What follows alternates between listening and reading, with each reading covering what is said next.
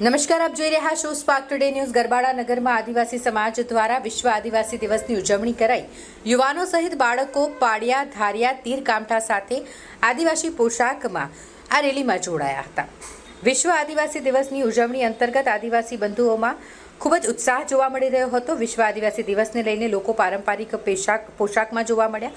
ડીજેના તાલ ઉપર હાથમાં તીર, કામઠી, લાકડી, ધારિયા જેવા સાધનો સાથે વિવિધ પ્રકારના ગીતો અને વિવિધ પ્રકારના નૃત્યોની રમઝટ જામી ડીજેના આવા અનેક ગ્રુપો નગરમાં જોવા મળ્યા, જે નૃત્યને જોવા માટે લોકટોળા એકઠા થયા હતા।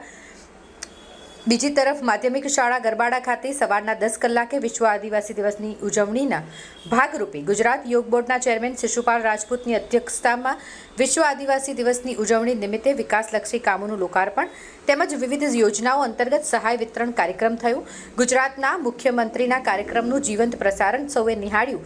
આ પ્રસંગે ગરબાડાના ધારાસભ્ય મહેન્દ્રભાઈ ભાભોર, તાલુકા ભાજપ પ્રમુખ પ્રજીતસિંહ રાઠોડ, ગરબાડા સરપંચ દાહોદ, જિલ્લા પુરવઠા અધિકારી તેમજ જિલ્લાના સભ્યો, તાલુકા સભ્યો અને લાભાર્થીઓ મોટી સંખ્યામાં જોડાયા હતા।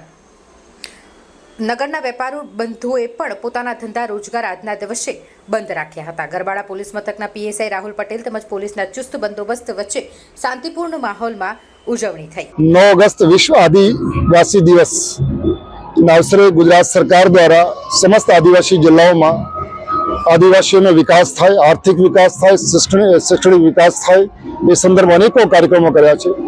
આજે હું દાહોદ જિલ્લાના ગરબાડા તાલુકામાં આવ્યો છું અને મારા સાથે ગરબાડા વિધાનસભાના ધારાસભ્ય આદરણીય મહેન્દ્રભાઈ પણ ઉપસ્થિત રહ્યા અને ખૂબ મોટી સંખ્યામાં અહીંયા ગ્રામજનો, આદિવાસી ભાઈ બહેનો ઉપસ્થિત રહ્યા।